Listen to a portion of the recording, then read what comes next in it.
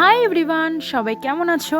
চলো তোমাদের সাথে আজকে বিএড মানে ব্যাচেলার অফ এডুকেশন নিয়ে কিছু কথা শেয়ার করি। আমি মাস্টার্স কমপ্লিট করে বিএডে ভর্তি হয়েছি, তবে বিএডে অ্যাডমিশন কোয়ালিফিকেশন কিন্তু গ্র্যাজুয়েশন পাস হলেই হয়। আমি জলপাইগুড়ি রানীনগরের একটি কলেজে ভর্তি হয়েছি।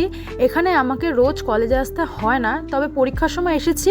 তার আগে প্র্যাকটিকামগুলো কালেক্ট করতে এসেছিলাম। পরীক্ষাটা না খানিকটা এইচএসের মতো, লাইক তুমি যেই কলেজে ভর্তি হবে সেই কলেজে তোমার পরীক্ষার সেন্টার পড়বে না, অন্য কোনো কলেজে গিয়ে তোমাকে পরীক্ষা দিতে হবে। আমার এনবিএস কলেজ অফ এডুকেশনে পরীক্ষার সেন্টার আমার এটা ফার্স্ট সেমিস্টার চলছে। তো ফার্স্ট সেমে 4টা পেপার থাকে এবং প্রথম 3টা পেপারে 2টো করে টপিক, আর এর সাথে প্র্যাকটিকাম তো ভরে ভরে লিখতে হয়। তুমি যদি না চাও লিখতে, সেই অপশনও অ্যাভেলেবেল রয়েছে, বাট আমি বিভিন্ন কলেজে বিএড এর ফিসটা ভ্যারি করে। তোমরা যে কলেজে ভর্তি হবে সেখান থেকে শুনে নেবে তোমাদের কত ফিস নেবে 2 বছর। এবং আমি আমার অভিজ্ঞতা দিয়ে বলতে পারি তোমাদেরকে টোটাল যে ফিসটা বলবে তার থেকে 1 গুণ বেশি খরচা তোমাদের হতে চলেছে।